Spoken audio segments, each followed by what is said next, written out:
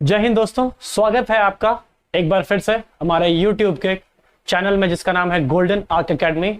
मैं Sanyal Shekhar Sunday superstar के लिए आपके लिए लेकर आ रहा हूं मिल्खा सिंह जी को। आज हम लोग पढ़ेंगे मिल्खा सिंह जी के बारे में, उनके बायोग्राफी के बारे में पढ़ेंगे। फ्रेंड्स, मिल्खा सिंह जी के बारे में जब हम पढ़ते हैं तो सबसे पहले उनके जीवन और मृत्यु के बारे में पढ़ते हैं। मिल्खा सिंह जी का जन्म 20 नवंबर 1929 को हुआ था और उनकी मृत्यु अभी कुछ दिन पहले 18 जून 2021 को रात के 11:30 बजे हुई।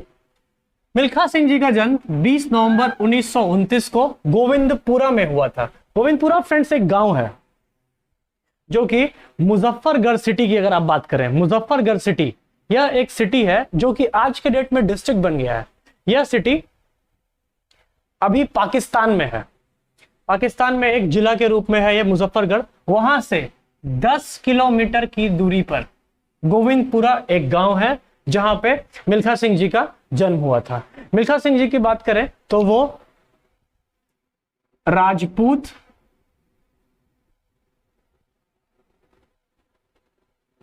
राठौर राजपूत उनका ओरिजिन है। वो राठौर राजपूत से बिलोंग करते थे, उस घराने से बिलोंग करते थे।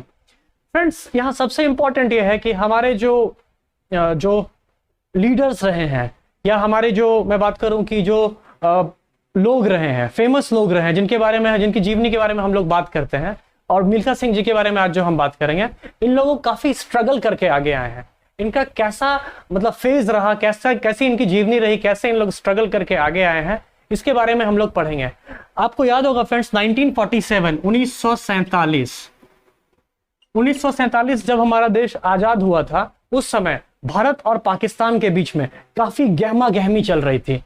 उस गहमा गहमी के बीच में हमारे मिल्खा सिंह जी की फैमिली भी फंसी हुई थी, जब पाकिस्तानियों के द्वारा भारत के लोगों को मारकर भगाया जा रहा था। उसी बीच में इन मिल्खा सिंह जी का आंखों देखा हाल था कि उस लड़ाई में, उस बीच में जब भारत पाकिस्तान अलग हुआ था, मिल्खा सिंह के पिताजी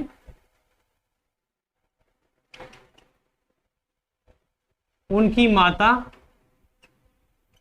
तथा उनके भाई बहन, इन सब लोगों को मार दिया गया था और यह सब इनके आंखों के सामने हुआ। इन्होंने खुद से इसको देखा।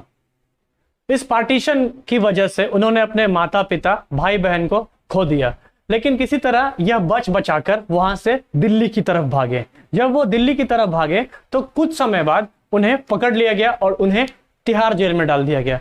जेल में डालने का सबसे महत्वपूर्ण रीजन यह बताया गया कि उस समय मिल्खा सिंह जी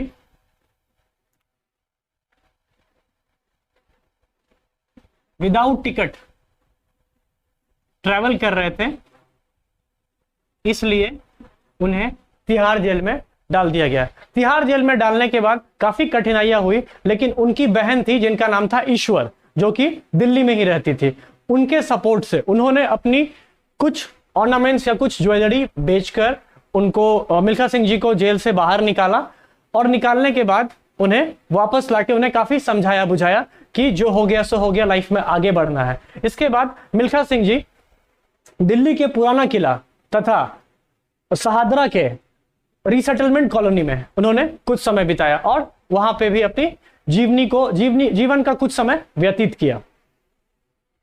जब वहां पे मिल्खा सिंह जी रीसेटलमेंट कॉलोनी तथा जब बात करें हम लोग पुराना किला, वहां पे जब उन्होंने जिंदगी व्यतीत की, कुछ समय बिताने के बाद उनको ऐसा लगा कि अब जिंदगी से उनका मन उब गया है। उन्हें ऐसा लगा कि अब जीवन से उनका मन उब गया है, जिसकी वजह से उन्होंने एक स्टेप लेना चाहा और उन्होंने कहा कि अब मैं डकैत बनूंगा। फ्रेंड्स, एक लाइन है यहाँ पे, एक्चुअली है क्या कि एक ऐसा सिचुएशन सबके लाइफ में आता है जब लोग ऐसा सोचते हैं कि हम से कुछ नहीं हो पा रहा और लाइफ बहुत ही अजीब मोड़ ले रही है। उस समय में हमारा जो एक सर्टेन पॉइंट होता है वही डिसाइड करता है कि हम आगे कैसे बढ़ेंगे, और उनके भी मन में यह बात आया कि मैं एक डकैत बनूंगा। लेकिन वहीं पे एक उनके साथ टर्निंग पॉइंट हुआ और उनके भाई मलखान सिंह ने उन्हें कहा कि नहीं, तुम उधर मत जाओ, तुम इंडियन आर्मी ज्वाइन करो और इंडियन आर्मी ज्वाइन करके इंडिया को सर्व करो। यह सुनने के बाद मिल्खा सिंह के अंदर एक जोश आ गया और वो 4 साल तक कंटिन्यूअसली फॉर 4 years उन्होंने इंडियन आर्मी का प्रिपरेशन किया, इंडियन आर्मी के लिए गए, लेकिन चौथे साल में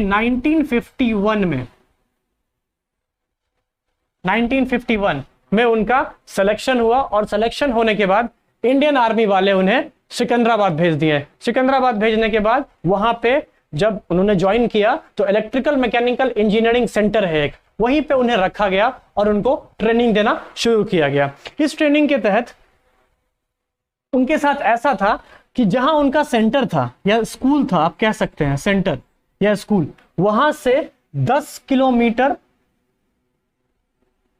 जाना और आना, centre to centre, like an athlete की तरह दौड़ कर जाना और आना, यह एक प्रोसेस था वहां की आर्मी का जो मिल्खा सिंह जी को सिखाया जा रहा था। और ये वहां पे 10 किलोमीटर दौड़ के जाते थे और दौड़ के आते थे। सेंटर से सेंटर तक जाने का 10 किलोमीटर का प्रोसेस था जिसमें उन्हें दौड़ कर जाना था। और यह डिस्टेंस ट्रेवल करने के बाद उन्हें पता चला कि एथलेटिक्स होता क्या है और एथलीट क्या है। इसके बाद फ्रेंड्स कुछ समय के बाद एक रन हुआ जिसका नाम था क्रॉस कंट्री रन।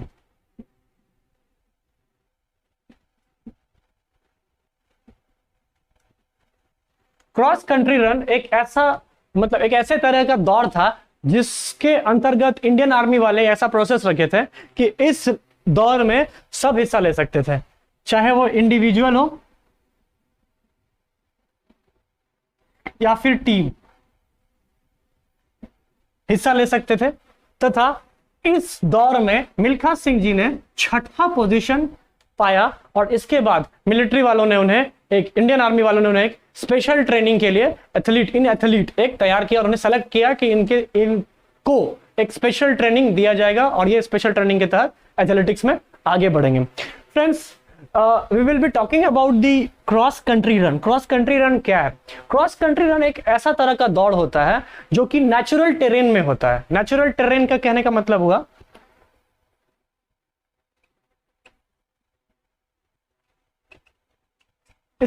मतलब हुआ कि ये एक कंप्लीटली नेचुरल टेरेन का प्रोसेस होगा जिसमें डस्ट हो सकता है, ग्रास हो सकता है, डर्ट हो सकता है, वाटर हो सकता है, छोटे छोटे कोल के पीसेस हो सकते हैं, उसमें यह दौड़ किया जाएगा। और उस दौर में मिल्खा सिंह जी ने 6ठा पोजीशन हासिल किया था, जिसके बाद इनकी जिंदगी बदल गई और यह आगे बढ़ने लगे। फ्रेंड्स, यहाँ एक इंपॉर्टेंट बात यह है कि इंडियन आर्मी का मिल्खा सिंह जी के लाइफ में बहुत बड़ा योगदान रहा। कैसे योगदान रहा? एक्चुअली मिल्खा सिंह जी जब इंडियन आर्मी ज्वाइन किए थे तभी उन्होंने कभी सोचा भी नहीं था कि मैं एथलेटिक्स की दुनिया में आगे बढ़ूंगा या फिर मैं एशियन गेम्स जीतूंगा या फिर ओलंपिक खेलने जाऊंगा। लेकिन सौभाग्यवन पूर्वक हम कह सकते हैं कि इंडियन एथलीट वाले ने क्रॉस कंट्री रन कराया और उसमें उन्होंने 6ठा पोजीशन हासिल किया और तब इन्हें पता चला कि एथलेटिक्स एक्चुअली में है क्या, इसमें कैसे आगे बढ़ा जा सकता है और भारत के लिए कैसे बड़ा काम किया जा सकता है। ये तो था मिल्खा सिंह जी की अर्ली लाइफ के बारे में कि लाइफ में क्या हुआ, कैसे हुआ। फ्रेंड्स, अब हम इनके बारे में इनका इंटरनेशनल अचीवमेंट पढ़ेंगे। फ्रेंड्स, जब हम इंटरनेशनल अचीवमेंट के बारे में बात करते हैं मिल्खा सिंह जी का, तो उनके इंटरनेशनल अचीवमेंट कुछ इस प्रकार रहे हैं। ये सारे इवेंट्स हैं, ये कैटेगरी और ये कौन कौन से मेडल्स उन्होंने जीते हैं। पहली बात करें एशियन गेम्स की, 1958 का, इससे पहले भी उन्होंने बहुत सारे गेम्स खेले थे, ओलंपिक भी खेला था, उसके बारे में हम लोग बाद में चर्चा करेंगे। पहले आप लोगों को अगर स्क्रीनशॉट लेना है तो आप लोग स्क्रीनशॉट ले लीजिए।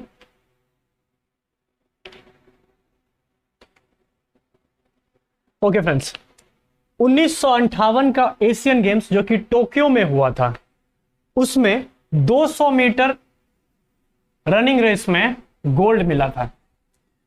वही 1958 में 400 मीटर रेस में भी उन्हें गोल्ड मिला था। 1958 में कॉमनवेल्थ गेम्स भी हुआ था। उस कॉमनवेल्थ गेम्स में 440, उसमें यार्ड्स होता है फ्रेंड्स, 440 यार्ड्स में भी उन्हें गोल्ड मिला था। इसके बाद ये तो थे इंटरनेशनल। अब बात करते हैं कुछ नेशनल भी। नेशनल में 1958 में कटक नेशनल गेम हुआ था, उसमें 200 और 400 दोनों में उन्होंने गोल्ड जीता था। और 1962 के जो फिर 4 साल के बाद जो 62 में एशियन गेम्स जकार्ता में हुआ था, उसमें भी 400 मीटर, उसके साथ साथ 4 गुना 400 मीटर रिले। रिले में क्या होता है कि 4 गुना 400, 400 करके 1600 मीटर दौड़ना पड़ता है, जिसमें रिले में हाथ में एक मशाल रहता है, जो मशाल अगला प्लेयर फिर लेकर दौड़ता है एक सर्टेन पॉइंट के बाद। तो उस रिले में भी उन्हें गोल्ड मिला था। फ्रेंड्स, लास्ट गेम जो उनका 64 का था, जो कि कलकत्ता में नेशनल गेम खेला गया था, उसमें 400 मीटर रेस में वो सेकंड आ गए थे और उसमें उन्हें सिल्वर मिला था। बाकी सारा अचीवमेंट उनका गोल्ड है, लेकिन ऐसा नहीं है कि उन्हें हमेशा गोल्ड या सिल्वर ही मिला। कुछ ऐसे गेम्स भी रहे जहां पे उन्हें कुछ कुछ मेडल्स नहीं मिले या फिर वो आउट भी हुए वहां से। इसके साथ फ्रेंड्स इंपॉर्टेंट चीज क्या है, जब हम बात करते हैं मिल्खा सिंह जी के बारे में, तो उन्हें पद्मश्री अवार्ड भी मिला है। इसको मिटा रहे हैं फ्रेंड्स, होपफुली आप लोग स्क्रीनशॉट ले लिए होंगे।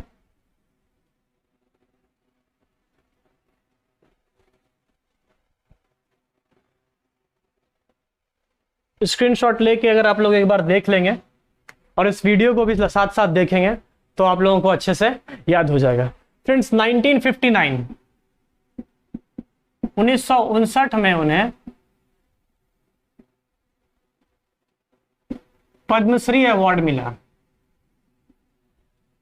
पद्मश्री अवार्ड क्या है?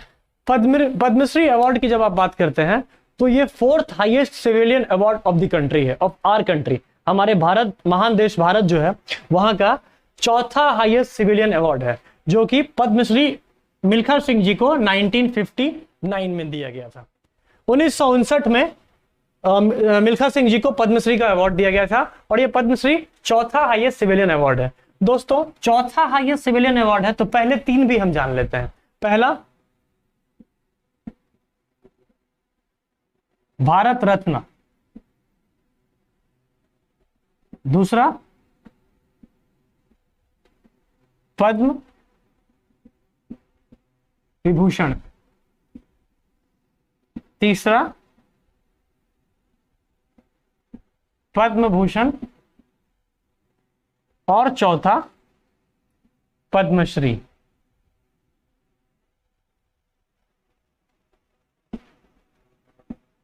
दोस्तों, इसके साथ ही मिल्खा सिंह जी को अर्जुना अवार्ड जो कि स्पोर्ट्स साइड में दिया जाता है, खेल से रिलेटेड चीजों में दिया जाता है, वो भी उन्हें देने के लिए कहा गया था, लेकिन उन्होंने लेने से साफ इनकार कर दिया था। इसके बारे में भी हम लोग पढ़ेंगे।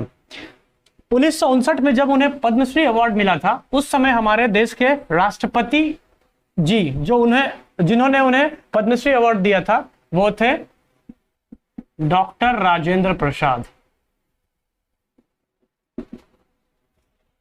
ये भी अपने आप में एक बहुत बड़ी हस्ती थे, इन्होंने ही पद्मश्री अवार्ड मिल्खा सिंह जी को दिया था। फ्रेंड्स, इसके बाद अब हम लोग पढ़ेंगे मिल्खा सिंह जी का कैसा रहा ये सफर इंटरनेशनल अचीवमेंट का, कैसे वो ओलंपिक में भी इन्वॉल्व हुए, लेकिन कुछ इनएक्सपीरियंस स्ट्रेटेजी की वजह से वो हार गए थे और आगे नहीं बढ़ पाए।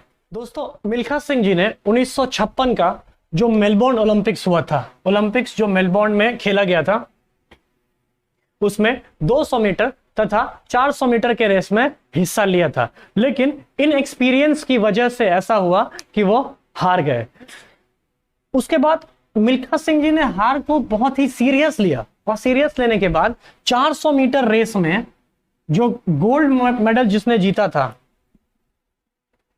400 मीटर रेस में गोल्ड मेडल जिसने जीता था, उनका नाम था चार्ल्स जर्किंस। ओके, चार्ल्स जर्किंस जो यूएसए से थे, अमेरिका से थे, उन्होंने गोल्ड मेडल जीता था। इनके साथ एक मीटिंग में इन्होंने यह चीजों को ग्रहण किया, इस चीजों को लिया कि कैसे हार के बाद भी जीता जा सकता है। उनके मेथड को गैदर किया, ट्रेनिंग मेथड को गैदर किया और उन्होंने यह करके दिखाया और आगे जितने भी गेम्स हुए उसको खेलकर उसमें उन्होंने अपने जीत का परचम लहराया। मैं बात करूं चार्ल्स जर्किन के साथ जब मीटिंग हुई थी, उसमें उन्हें यह पता चला कि इन एक्सपीरियंस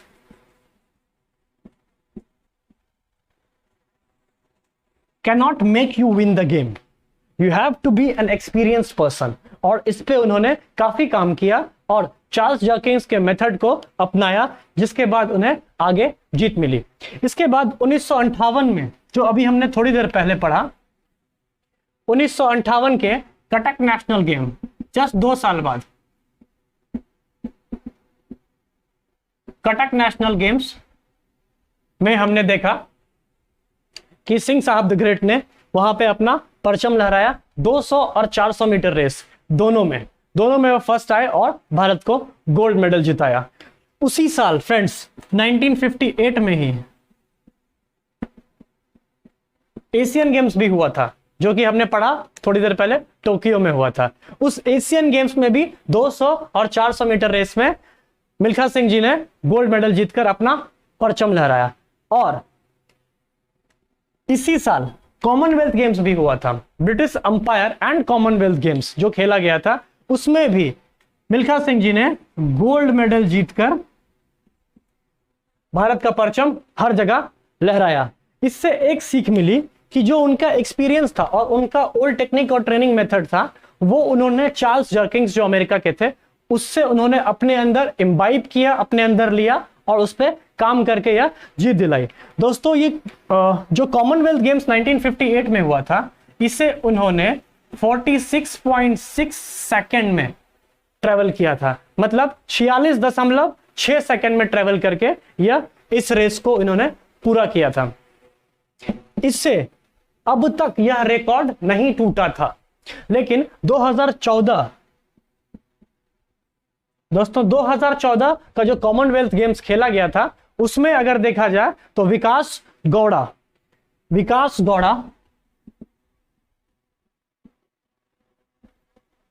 ने भी गोल्ड मेडल लाके अपने आप को भारत का दूसरा इंसान साबित कर दिया जो कि एथलेटिक्स के क्षेत्र में कॉमनवेल्थ गेम्स में गोल्ड लेकर आया। 2014 तक एकमात्र इंसान थे जो कॉमनवेल्थ में एथलेटिक्स के क्षेत्र में गोल्ड लेकर आए थे, वो थे श्री मिल्खा सिंह जी। लेकिन 2014 में जो ओलंपिक खेला गया, कॉमनवेल्थ खेला गया, उसमें विकास गौड़ा ने भी गोल्ड लाकर यह साबित किया कि दूसरा इंसान भी यहां है भारत में जो कि गोल्ड मेडल ला सकता है। 1958 के कॉमनवेल्थ गेम्स में फ्रेंड यार्ड्स होता है 414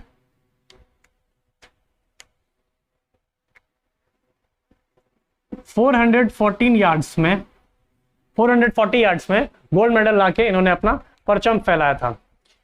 इसके बाद इनका नाम, मिल्खा सिंह जी का नाम पूरे दुनिया में धीरे धीरे फैलने लग गया और यह आगे बढ़ने लगा। फ्रेंड्स इसमें सबसे इंपॉर्टेंट पॉइंट है कि इसी वक्त जब मिल्खा सिंह जी अपने पीक पर थे और भारत को गोल्ड मेडल दिला रहे थे, तभी एक रेस ऑर्गेनाइज किया गया जो कि भारत और पाकिस्तान मिलकर कर रहा था। और 1960 में अगले एशियन गेम्स से पहले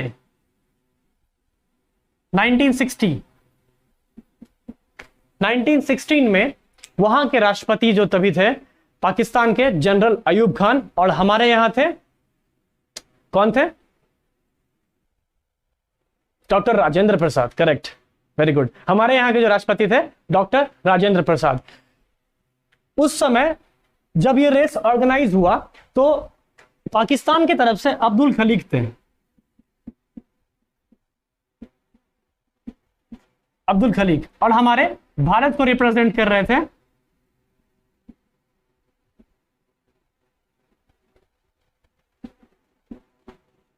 मिल्खा सिंह जी। जब रेस ऑर्गेनाइज हुआ तो वहां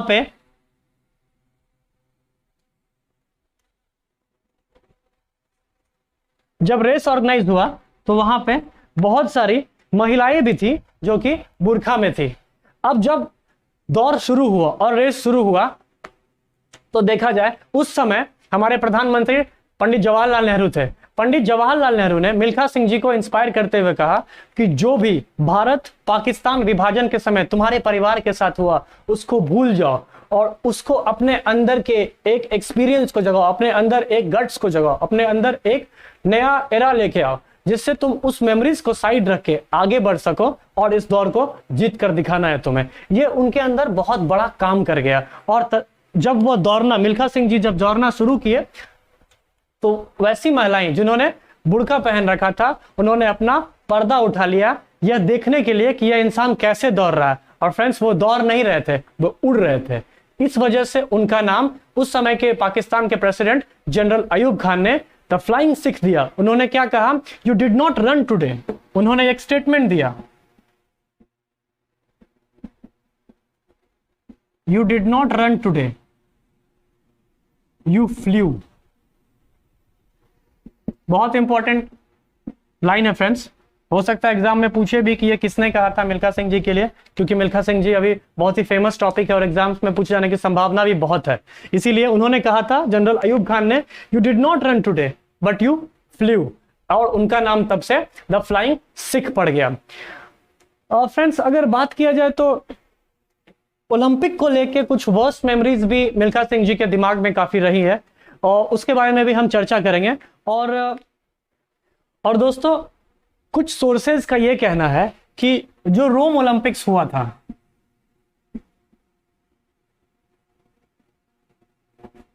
अगर हम बात करें 1956 के समय जो हुआ था, इसमें प्री ओलंपिक गेम्स में मिल्खा सिंह जी ने दौड़कर 45.8 सेकंड में ही रेस को पूरा कर लिया था। लेकिन और ये वर्ल्ड रिकॉर्ड बनने ही वाला था, लेकिन ऑफिशियल रिपोर्ट कहीं और से यह कहती है कि उसी साल लॉ जोन्स ने उस दौड़ को 45.2 सेकंड में ही पूरा कर लिया था। ये सोर्सेज का कहना है बहुत जगह पर। ओके फ्रेंड्स, हम वर्स्ट मेमोरी की बात कर रहे थे कि मिल्खा सिंह जी की वर्स्ट मेमोरी में क्या थी। अगर वर्स्ट मेमोरी की बात करें तो जो प्री ओलंपिक, उन दोनों की बात है जब ओलंपिक्स के पहले जो प्री ओलंपिक्स चलता था, तो उस समय ओलंपिक्स में 250 मीटर की भी रेस होती थी, 250 मीटर्स। जब 250 मीटर्स रेस में उन्होंने दौड़ना शुरू किया, तो दौड़ने के बाद उन्हें ऐसा लगा कि वो अपनी स्पीड को सस्टेन नहीं कर पाएंगे कंटिन्यूअसली, इसलिए उन्होंने अपनी स्पीड को थोड़ी समय के लिए स्लो कर दिया। लेकिन जितने समय के लिए उन्होंने स्लो किया, उतने समय के लिए वो पीछे मुड़ के देखने लगे अपने बाकी कंटेंडर को। उस बीच वो जो फासला होता है, जो कि फ्रैक्शन ऑफ सेकंड्स का या पार्ट ऑफ सेकंड्स का पार्ट जो होता है, उस बीच में जब वो पीछे मुड़ के अपने कंटेंडर्स को देखने लगे, उसी बीच बाकी कंटेंडर्स उनको छोड़कर आगे निकल चुके थे। यह मिल्खा सिंह को लगा कि उनकी लाइफ का सबसे बड़ा एक लोडिंग एरर कारण था, जिसकी वजह से वो ओलंपिक में गोल्ड नहीं दिला पाए। सी फ्रेंड्स, मिल्खा सिंह ने दौड़कर जो वो रेस हुआ था, उस रेस में, उस ओलंपिक वाले रेस में दौड़कर ही became the only Indian to break the track record of Olympic, एकमात्र भारतीय। लेकिन अनफॉर्चुनेटली उस रेस में वो चौथे नंबर पे आए और वो एलिमिनेट हो गए। चौथे नंबर पे आए। जिस समय जो फासला था, जिस समय वो मुड़कर देखने लगे थे, उस पीरियड में डेविस और कार्ल कॉफमैन ये इनसे आगे बढ़ चुके थे और मिल्खा सिंह जी ने वो ट्रैक रिकॉर्ड 45.9 सेकेंड में पूरा किया था। लेकिन उससे पहले डेविस और कॉफमैन ने 44.9 सेकेंड में पूरा कर दिया था। ये जो 0.1 सेकेंड का फासला था, यह सेकेंड मिल्खा सिंह जी के लिए भारी पड़ गया। इसी के साथ 1952 की बात करें तो उसी साल 5.6 सेकेंड में दो लोग, जिनका नाम मैं बताऊं आपको, George रॉडन and herb McKinley. George रॉडन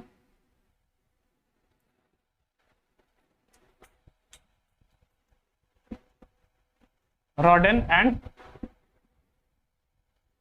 McKinley ने रेस को 45.6 सेकेंड में पूरा किया और ये दोनों मिल्खा सिंह जी से पहले निकल गए और पहले कंपीट किया इन्होंने। फ्रेंड्स, ये तो कुछ अनफॉर्चुनेट मोमेंट्स थे जो कि मिल्खा सिंह जी मरते दम तक उन्हें याद था कि जो गलतियां उन्होंने की इनएक्सपीरियंस की वजह से या फिर अपने आप को स्लो डाउन कर दिया, जिसकी वजह से कंटेंडर आगे निकल गए। अगर ये नहीं होती तो शायद हमारे पास आज गोल्ड मेडल होता ओलंपिक्स में एथलेटिक्स के फील्ड से। लेकिन होता है, it is never late. We hope we will be winning this athletic gold in Olympics. इसके बाद फ्रेंड्स 1962 में जब एशियन गेम्स चल रहा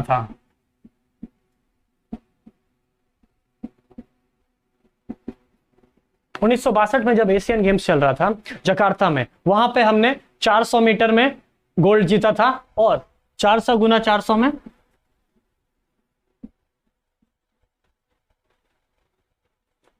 4x400 मीटर रिले में भी हमने गोल्ड जीतकर अपना परचम लहराया था। इसके बाद फ्रेंड 1964 में जो ओलंपिक्स हुआ था, टोक्यो में, उस ओलंपिक्स की बात करें तो उस ओलंपिक्स में मिल्खा सिंह जी को 400 metre and 4x100 metre relay race में एंट्री मिली थी, लेकिन किसी कारणवश वो इस एंट्री में और इसमें जो जगह मिली थी इसमें वो भाग नहीं ले पाए और नहीं लेने के बाद वहां से भारत एलिमिनेट हो गया। लेकिन एक रेस था जो कि 4x400 मीटर का एक रेस था जिसे हम कहते हैं हीट स्टेज। उस हीट स्टेज में फोर्थ आने के बाद, फोर्थ रैंक आए थे, ये वहां से भी एलिमिनेट हो गए थे। एक्चुअली ये जो पूरा प्रोसेस था जिसमें कि मतलब हीट स्टेज जो होता है ओलंपिक्स में, उसमें 4x400 मीटर में फोर्थ रैंक आने के बाद ये लोग बाहर हो गए थे। वो उसमें जो चारों प्लेयर थे वो थे मिल्खा सिंह,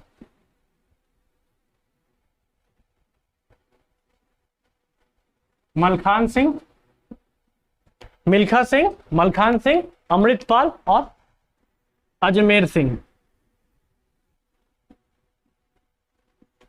ये चारों रिले रेस में उस ओलंपिक में जो हीट स्टेज था उसमें 4 आए थे और 4th आने की वजह से इन लोग एलिमिनेट हो गए थे। फ्रेंड्स, इसके बाद 1964 में नेशनल गेम्स जो कलकत्ता में हुआ, वहां पे भी मिल्खा सिंह जी को सिल्वर मेडल मिला था। हम लोग ये ऑलरेडी पढ़ चुके हैं, इसके बारे में जानते हैं। ये बहुत ही इंपॉर्टेंट स्टेज इसलिए था क्योंकि तब तक नेशनल लेवल पे, नेशनल गेम में मिल्खा सिंह जी गोल्ड जीतते आ रहे थे। और इसमें क्या हुआ, मलखान सिंह ने 1964 के कलकत्ता में, 1964 के कलकत्ता नेशनल गेम में गोल्ड जीतकर मिल्खा सिंह जी को हरा दिया। मलखान सिंह जी ने अपने नाम किया और मिल्खा सिंह जी को सिल्वर मेडल मिला। इसके बाद फ्रेंड्स एक वाकया शेयर करूं, ये बहुत जगह नहीं भी लिखा हुआ है और मैंने भी बहुत जगह नहीं पढ़ा है इसे, लेकिन जहां पढ़ा है वहां से आपको मैं एक रेफरेंस दे सकता हूं कि ऐसा कहा गया था कि 1960 का जो ओलंपिक हुआ था, 1960 में एक ओलंपिक हुआ था जिसमें मिल्खा सिंह जी सिंडर ट्रैक पे दौड़े थे। फ्रेंड्स, सिंडर ट्रैक क्या होता है कि उस समय एक ऐसा ट्रैक रहता था जो कि छोटे छोटे कोयलों से बना होता था, या फिर जले हुए जो राख होता है उस राख से बना होता था, या फिर छोटे मोटे जो लकड़ी की भुस्सी बोलते हैं उससे बना हुआ होता था। उस ट्रैक पर दौड़ना पड़ता था। उस ट्रैक पर दौड़ के मिल्खा सिंह जी ने 45.6 सेकेंड में वो 400 मीटर का रेस को पूरा किया था, या 440 यार्ड आप कह सकते हैं, उसको पूरा किया था। इसके बाद क्या हुआ, यह रिकॉर्ड 1998 तक एक मात्र नेशनल रिकॉर्ड था। भारत के लिए अब तक एक बहुत बड़ा अचीवमेंट था कि एकमात्र ऐसा आदमी मिल्खा सिंह जो कि सिंडर ट्रैक पे 45.6 सेकेंड में दौड़कर पूरा किया। लेकिन 1998 का जो ओलंपिक आया उसमें परमजीत सिंह ने रेस को दौड़ा और दौड़ के 45.70 सेकेंड में पूरा करके ये रिकॉर्ड अपने नाम कर लिया कि ओलंपिक ट्रैक पे सबसे कम समय में दौड़ने वाला व्यक्ति परमजीत सिंह है, ना कि मिल्खा सिंह। अब यहां पे एक ट्विस्ट आ गया फ्रेंड्स, जब आप लोग देखेंगे तो आप लोग को लगेगा 45.6 ये है, इसका मतलब इन्होंने पहले जीता है। ये तो 45.7 है। इसका मतलब ये हुआ कि पहले मिल्खा सिंह जी पहुंचे,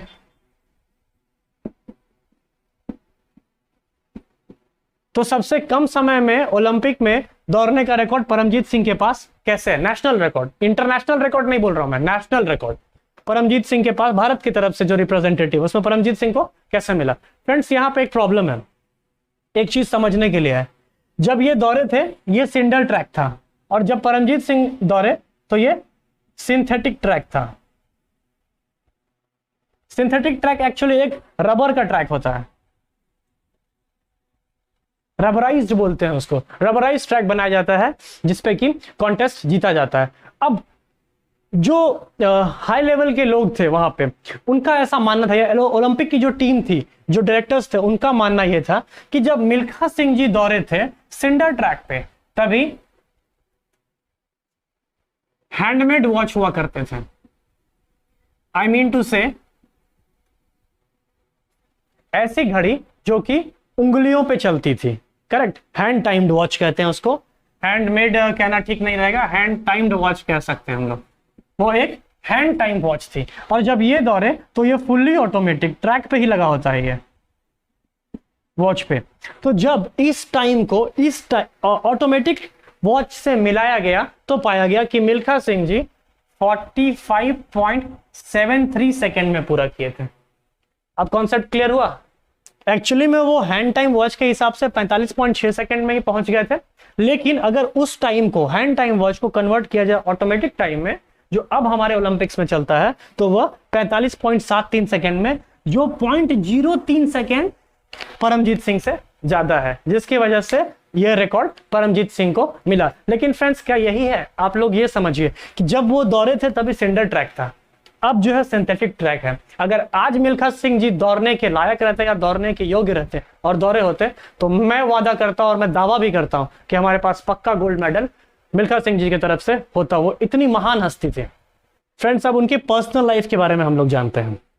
पर्सनल लाइफ के बारे में जब जाने तो 1958 में, क्योंकि वो इंडियन आर्मी की तरफ से खेल रहे थे, तो 1958 में जब वो गोल्ड मेडल जीत के आए एशियन गेम्स में, उसके बाद उन्हें सेपॉय के पोस्ट यानी कि सिपाही के पोस्ट से आगे बढ़ाकर प्रमोट करके जूनियर कमीशन ऑफिसर की पोस्ट दे दी गई, JCO।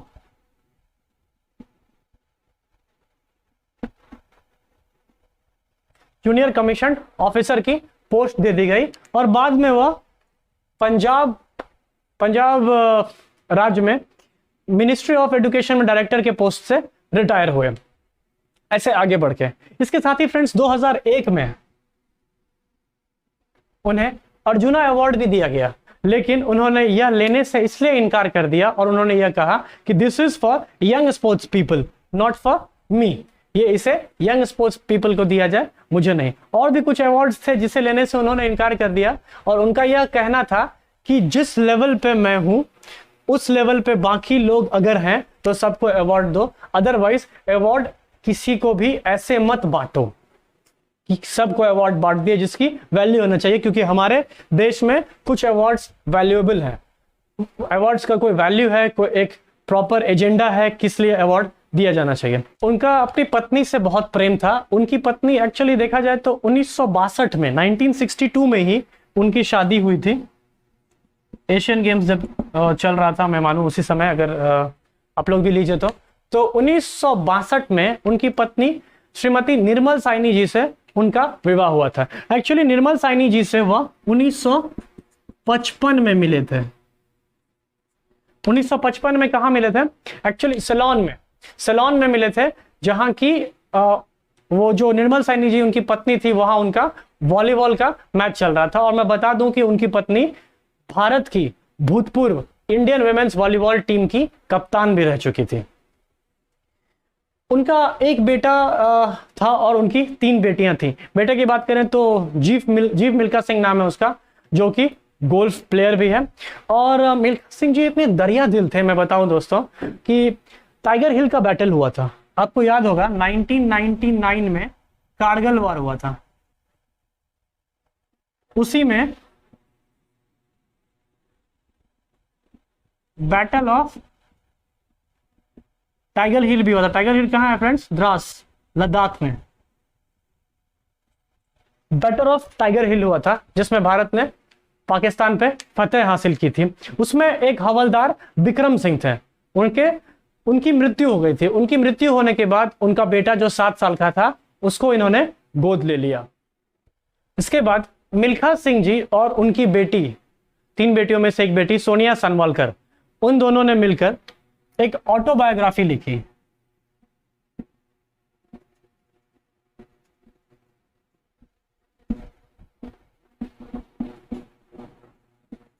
मिल्खा सिंह।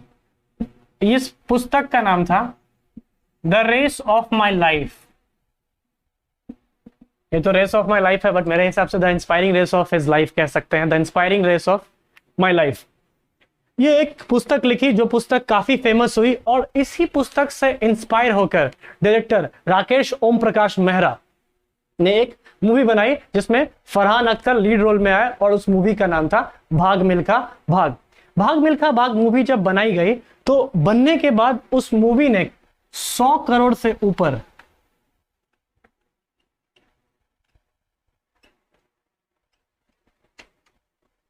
का बिजनेस किया। लेकिन मिल्खा सिंह जी ने इस मूवी के लिए सिर्फ 1 रुपया लिया। लेकिन इसमें एक क्लॉज भी था। क्लॉज ये था कि जो भी प्रॉफिट होगा, प्रॉफिट का इनका जो भी शेयर बनेगा, वो शेयर जो होगा वो मिल्खा चैरिटेबल ट्रस्ट को जाएगा।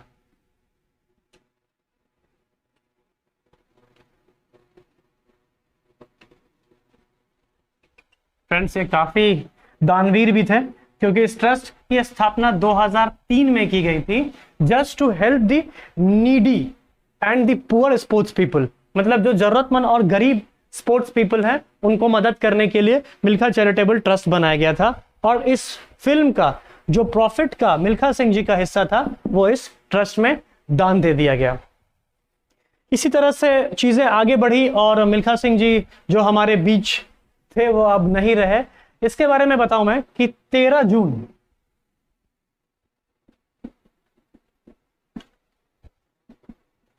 2018 फ्रेंड्स, 13 जून 21 18 नहीं 21, 13 जून 2021 को उनकी वाइफ निर्मल साइनी का कोविड-19 की वजह से निधन हो गया। Very sad for that. और इसके बाद कुछ ही दिनों में उनकी पत्नी की प्रेम की वजह से 18 जून 2021 को रात के 11:30 बजे चंडीगढ़ में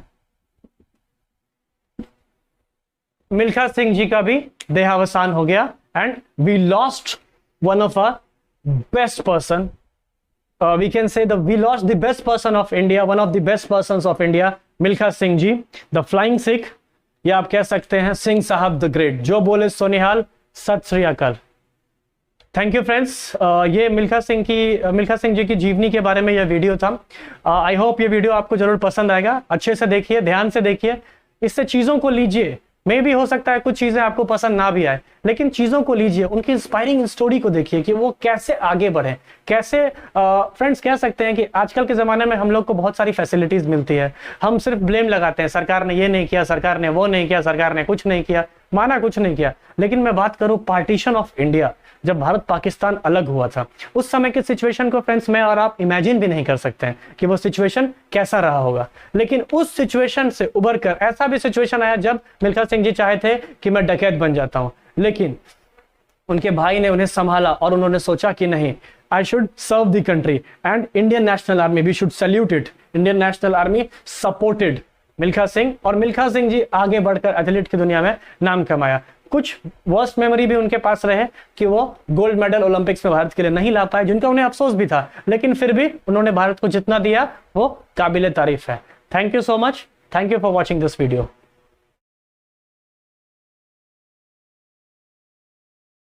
अगर ये वीडियो आपको पसंद आया है तो प्लीज लाइक करें, सब्सक्राइब करें, शेयर करें और कमेंट करें। और अगर नहीं भी आया तो भी इसे देखें और इससे कुछ ज्ञान लें। फ्रेंड्स, कोरोना अभी खत्म नहीं हुआ है, इसलिए घर पे रहें, सुरक्षित रहें, सतर्क रहें और घर पे बैठ के पढ़ाई करें। Train your mind, boost your memory. Let India fight against corona. Wear mask and use sanitizer. Thank you very much.